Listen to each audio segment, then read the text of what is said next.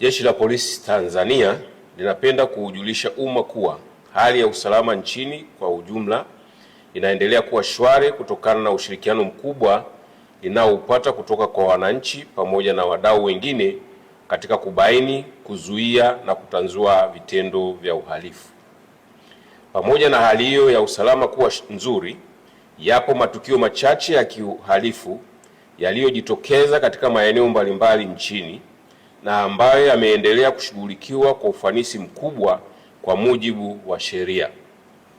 Makamanda wa polisi wa mikoa na vikosi wametoa taarifa mara kwa mara kuhusu kukamatwa kwa wahalifu waliotenda uhalifu, kufikishwa kwao mahakamani na kwa baadhi yao kupatikana na hatia na kuhukumiwa kwa mujibu wa sheria. Katika siku za hivi karibuni kumekuwa na maswali kutoka kwa baadhi ya wananchi kuhusu namna Jeshi la Polisi linavyofuatilia na kushughulikia vitendo vya uhamasishaji wa uvunjifu wa amani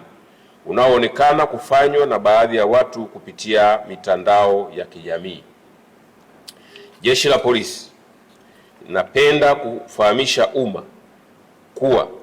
linafuatilia kwa karibu sana shughuli zote za aina hiyo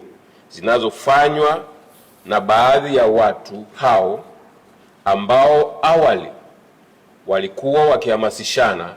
kufanya maandamano nchini tarehe 7 Julai. Kutokana na ufuatiliaji unaofanywa na Jeshi la Polisi kwa saa 24 kupitia mifumo mbalimbali pamoja na kwenye mitandao ya kijamii,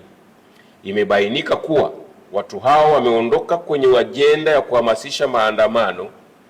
yasiyozingatia matakwa ya sheria na sasa wanahamasishana kufanya vitendo vya uhalifu. Miongoni mwa vitendo hivyo ni kuhamasisha kufunga barabara, uchomaji moto wa shule ili kusababisha taharuki kwa wazazi na walezi, kushambulia wananchi, kukata watu vichwa na kuua baadhi ya watu, kuharibu mali za umma na binafsi. Watu hao pia wamediriki kwenda mbali zaidi kwa kuhamasishana kupitia majukwaa mbalimbali ya mitandao ya kijamii kuvamia askari wa vyombo vya ulinzi na usalama kwa lengo la kuwapora silaha ili kuzitumia kufanya uhalifu wanaopanga. Jeshi la Polisi linapenda kusisitiza kuwa uhamasishaji wa uhalifu huo wa kijinai unaofanywa chini ya kivuli wanachokiita haki ya kufanya maandamano ya amani haukubaliki kwa sababu ni kinyume na sheria za nchi, misingi ya utawala wa sheria pamoja na mikataba ya kikanda na kimataifa na ni hatari kwa usalama wa nchi. Hivyo, Jeshi la Polisi lingependa kueleza kuwa hakuna haki ya kuhamasisha kufanya vitendo vya kihalifu kama hivyo vinavyokusudia kuhatarisha usalama wa maisha ya watu na mali zao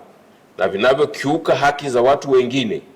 kwa kuwajengea hofu kila siku na kutaka kuwanyima uhuru wao wa kufanya shughuli zao za kila siku za kujitafutia kipato. Jeshi la Polisi linajulisha umma kuwa linaendelea kuchukua hatua stahiki dhidi ya watu wote wanaojihusisha na vitendo hivyo na linaendelea kuwafuatilia kwa karibu sana kwa mujibu wa sheria za nchi. Aidha, tunatoa wito kwa wananchi wote kwa umoja wetu kuendelea kushirikiana katika kukataa na kupinga vitendo vyote vya kihalifu vinavyolenga kuhatarisha maisha ya wananchi, mali zao na mali za umma na amani ya nchi. Vile vile, mtu yeyote anayepokea ujumbe unaohamasisha uhalifu wa aina hiyo anashauriwa kutousambaza, bali kuufuta na kutoa taarifa kwa vyombo husika ili kuchukua hatua. Mwisho, Jeshi la Polisi linawahakikishia wananchi wote kuwa hali ya usalama nchini itaendelea kuwa shwari,